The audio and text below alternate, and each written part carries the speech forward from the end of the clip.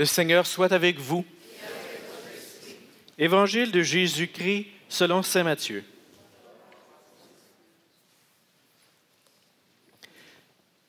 Jésus parlait à ses disciples de sa venue. L'avènement du Fils de l'homme ressemblera à ce qui s'est passé à l'époque de Noé. À cette époque, avant le déluge, on mangeait, on buvait, on se mariait, jusqu'au jour où Noé entra dans l'arche. Les gens ne se sont doutés de rien, jusqu'au déluge qui les a tous engloutis. Tel sera aussi l'avènement du Fils de l'homme. Deux hommes seront au champ. L'un est pris, l'autre laissé. Deux femmes seront au moulin. L'une est prise, l'autre laissée. Veillez donc, car vous ne connaissez pas le jour où votre Seigneur viendra. Vous le savez bien. Si le maître de maison avait su à quelle heure de la nuit le voleur viendrait, il aurait veillé et n'aurait pas laissé percer le mur de sa maison. Tenez-vous donc prêts, vous aussi. C'est à l'heure où vous n'y penserez pas que le Fils de l'homme viendra. Acclamons la parole de Dieu.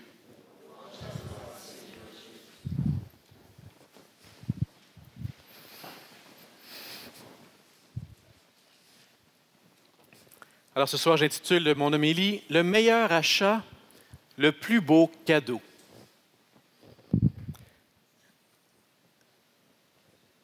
Cette semaine, je suis allé m'acheter un nouvel ordinateur.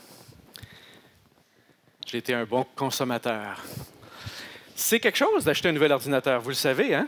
C'est quelque chose aussi parce que lorsqu'on change d'ordinateur aujourd'hui, il faut changer des fichiers, il faut faire des mises à jour de nos programmes, il faut faire des nouveaux systèmes de sécurité, il faut s'assurer qu'on n'a rien perdu de notre ancien ordinateur pour le nouveau, et surtout, il faut s'habituer à passer de Windows 7 à Windows 8.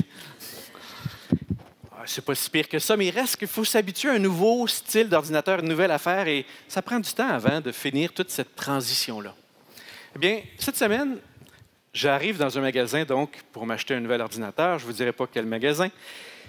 Et je ne sais pas, j'étais probablement un bon consommateur. J'arrivais avec bien intentionné. J'achète mon ordinateur, on m'explique, on va faire tout le transfert, les choses. Ça va être prêt pour vous, monsieur, demain matin. Excellent. Quel merveilleux service ici. Le vendeur était souriant. C'était tellement beau. Le lendemain, j'arrive, je ramasse mes deux ordinateurs, l'ancien et le nouveau. Et là, j'arrive à la maison, tout n'était pas si simple soudainement. Hein? Là, je dis, est-ce qu'ils ont vraiment transféré mes données? Là, il me semble que ça ne marchait pas. Et là, vous ne me connaissez peut-être pas comme ça, mais là, je commençais à me pomper à l'intérieur. J'étais comme moins content, disons. Je retourne au magasin le lendemain.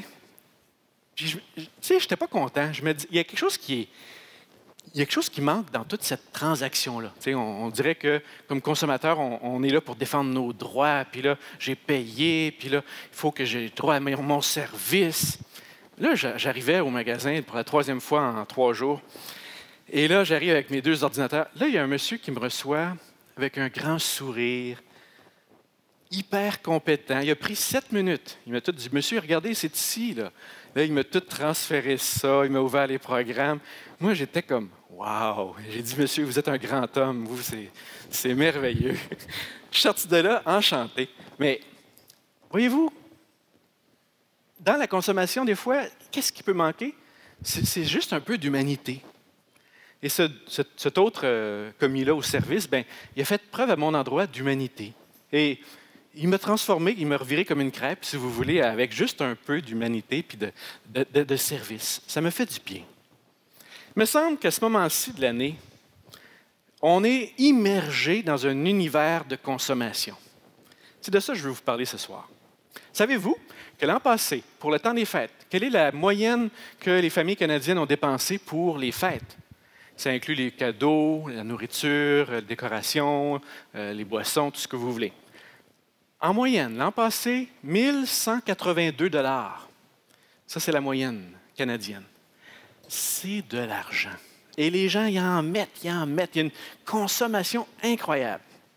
2 choses m'ont frappé cette semaine, en dehors de ma petite aventure personnelle, là, sur l'univers consommation. Vous avez peut-être entendu parler, vendredi, c'était aux États-Unis, ils appellent ça le Black Friday. On a traduit ça par le vendredi fou. Hein? Je pense que ça porte bien son nom. Mais aux États-Unis, j'ai vu des scènes, vous avez peut-être vu ça, c'est très troublant. Les gens étaient en file pour aller avoir surtout des objets plus dispendieux, là, pour avoir des rabais 30, 40, 50 %. Il y a eu des batailles à coups de poing dans les magasins. Mais là, je me dis, mais qu'est-ce qui se passe? Qu'est-ce qui se passe dans notre société pour que la consommation nous ait transformé nos liens les uns envers les autres, où on devient des compétiteurs? Vraiment très troublant. Un autre événement, pas du tout le même genre, mais qui a un lien. Cette semaine, le pape François a publié une exhortation apostolique qui s'appelle Evangelii Gaudium. Ça veut dire la joie de l'Évangile. C'est un texte extraordinaire. Extraordinaire.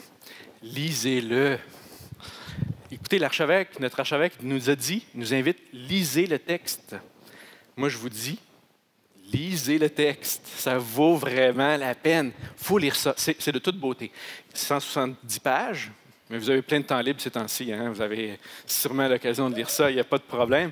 C'est un texte dense. Je pense qu'on va le méditer pendant des années. Mais je veux juste prendre quelques petits extraits qui sont en lien sur un des volets, si vous voulez, avec les enjeux dont je viens de parler.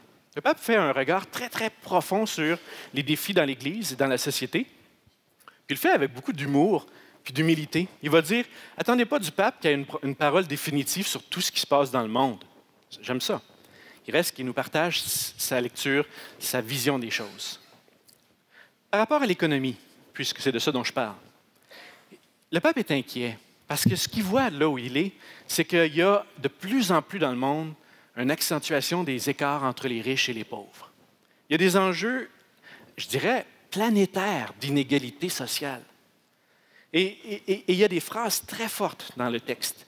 Il dit, pendant longtemps, on parlait de l'exploitation des plus pauvres. Ça, c'était, si vous voulez, lié à une analyse marxiste. Les pauvres, les ouvriers étaient exploités par les plus riches, par les patrons. Mais le pape, il dit, ce n'est pas une question d'exploitation actuellement, c'est une économie de l'exclusion.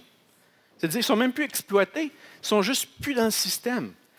Il va même dire que certains humains sont tellement déconsidérés que le système économique les traite comme des déchets. Alors il dit, on a mondialisé l'indifférence. C'est ça qu'il dit. On a très sérieusement des questions à se poser sur les excès qu'amène la consommation. Cette consommation excessive dont parle le pape François. Il dit que ça a des impacts dans nos relations humaines, ça a des impacts sur l'environnement, on peut parler de déchets là aussi, ça a des impacts même dans notre vie spirituelle, puisqu'on va en venir à idolâtrer l'argent. L'argent devient un dieu. Et à partir de là, tout va être déréglé. Évidemment, le pape, il nous invite donc à un regard, puis il le fait avec force, je dirais. Je pense que c'est ça qu'on a besoin d'entendre. Il va dire, les sociétés technologiques ont été extraordinairement habiles à multiplier les occasions de plaisir, mais elles n'ont été beaucoup moins pour sécréter la joie. Je trouve ça intéressant. Je pense que dans le monde d'aujourd'hui, on a beaucoup d'occasions d'avoir du fun, d'avoir du plaisir. Mais est-ce qu'on a la joie? Est-ce qu'on a vraiment la joie? Je dirais peut-être que heureusement, il y a nous, les chrétiens et chrétiennes, qui sommes des exemples vivants de joie. Vous n'avez pas l'air très convaincus. Le pape non plus, d'ailleurs. Le pape, savez-vous qu'est-ce qu'il dit? Il dit que les chrétiens, des fois, on a l'air des gens qui avons l'air du carême sans Pâques. Il dit ça dans son texte. Nous avons l'air du carême sans Pâques. On est plus dans la mort que la résurrection. Et là, il pose des très bonnes questions. Je pense que comme chrétien, évidemment, on doit se questionner. Est-ce qu'on a laissé la tristesse, le découragement, la lassitude, la morosité ambiante nous faire perdre cette joie? C'est pour ça qu'il parle de la joie de l'Évangile. Puis il donne une série de citations. Moi, j'ai été très impressionné de ça. Comment la joie est un thème profond et présent dans la Bible. Réjouis-toi, ô Marie. Sois dans l'allégresse au Sion. Je suis venu pour vous donner la joie, que votre joie soit complète. La joie, elle est partout dans l'Évangile. Et pourtant, nous, les chrétiens, on en aurait besoin, je pense, nous aussi. Alors, c'est peut-être pour ça que devant cette situation-là, l'Avent arrive à un bon moment. Peut-être pour nous sortir de cette culture du plaisir, mais pour entrer dans une joie qui est beaucoup plus profonde et beaucoup plus durable. Comment on va faire ça? C'est là que les textes d'aujourd'hui peuvent nous donner des pistes. Première chose, c'est tout simple, mais c'est peut-être de se réveiller. De se réveiller, c'est ça que nous disait la deuxième lecture ce soir.